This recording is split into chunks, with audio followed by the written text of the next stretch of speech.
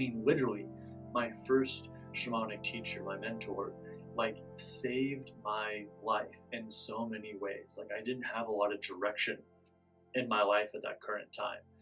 I was a coach already and I was helping people and I was fine giving all this energy to other people and doing I'd done a good amount of self-work, but I was fine giving energy to other people and like not really focusing on myself. And I was actually depressed.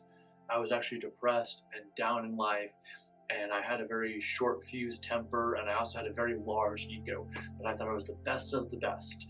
And my clients never got to see that side of me. They saw the face of quote unquote the best versions of me, of helping and assisting people.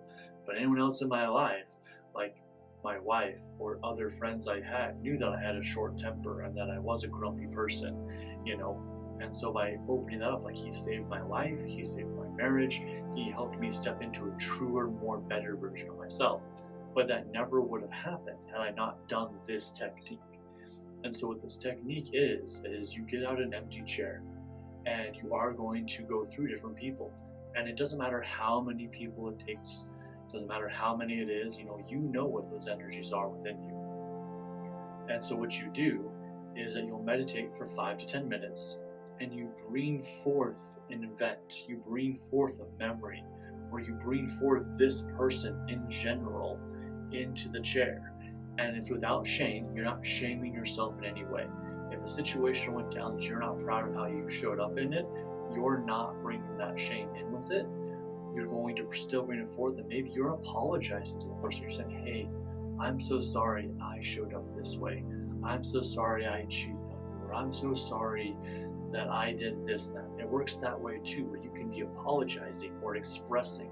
Or maybe you never got to share your side of something and you're like, hey, yeah, I'm sorry that I got angry, or I'm sorry that I just ghosted you or stopped talking to you or cut you out of my life.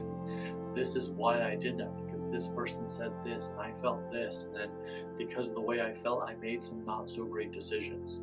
That energy works too for this, as well as you get to say the things you want to say, of like, hey, it's not okay that you forced me to be a certain way.